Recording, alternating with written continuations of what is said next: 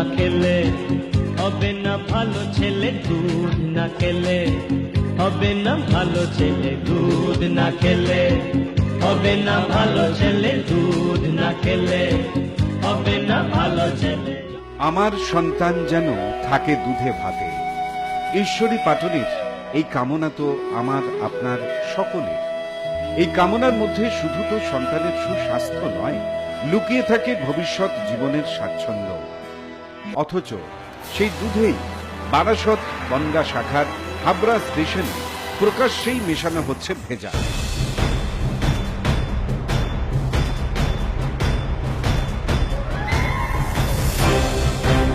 আর সেই দুধ ঢুকে পড়ছে আমাদের হিসেবে।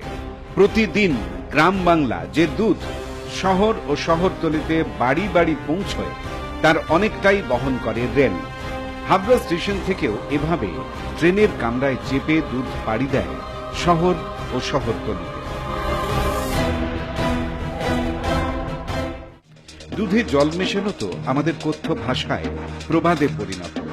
দুধের পরিমাণ বাড়াতে সেই জল তো মেশানো হচ্ছেই, তার সঙ্গে মেশানো হচ্ছে বরফ, তাও আবার যে সে বরফ নয়, কম দামে পেতে মাছের আড়তে ব্যবহৃত বরফই মেশানো হচ্ছে দুধে। শুধু তাই নয়, দুধের ঘনত্ব বাড়াতে মেশানো হচ্ছে খাবার সোডা ও ক্ষতিকর রাসায়নিক। এটা তো গরুর দুধ নয়, এটা তৈরি করা দুধ। এই দুধটা বিশেষ কিছু কেমিক্যাল তৈরি করা হয়। আমরা যেটাকে বলি স্যাপনিফিকেশন, মানে সাবান যেভাবে জলে গুললে একটা দুধের মতন আকার নেয়, সেই ধরনের জিনিস। সোজা কথা হচ্ছে চর্বির সঙ্গে সোডিয়াম বাইকার্বনেট মিশিয়ে দুধের মতন একটা জিনিস তৈরি করা হচ্ছে, সাধারণ একটা জিনিস। এবং তার মধ্যে প্রিজারভেটিভ হিসেবে দেওয়া হয় ফরমালিন, অনেক সময় ইউরিয়া। এইসব জিনিসগুলো দেওয়ার ফলে যেটা হয়, দুধের মতন একটা দেখতে জিনিস হয়, তার মধ্যে চিনিও মেশানো হয়, সেটা মাপলে আপনি ফ্যাটও পাবেন, কিন্তু সেটা তো প্রচুর ক্ষতি। যার ফরমালিন আছে, সেই ফরমালিনে আমাদের ক্যান্সার সৃষ্টি করে। এই যে কেমিক্যালগুলো যাচ্ছে, তাতে উপকার তো কিছু নেই, বরঞ্চ পুরোটাই অপকার।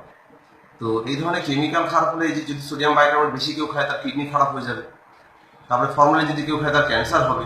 চিকিৎসকদের মতে এই দুধ পান আর বিষ পানের মধ্যে কোনো ফারাক নেই।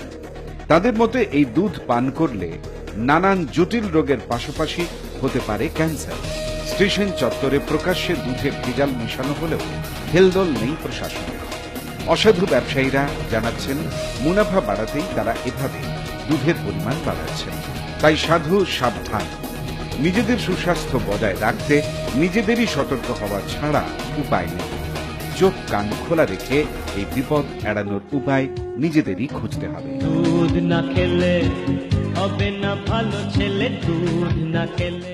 সত্যজিৎ চক্রবর্তীর রিপোর্ট, আটলাস নিউজ, উত্তর 24 পরগনা। হবে না ভালো ছেলে, দুধ না খেলে হবে না।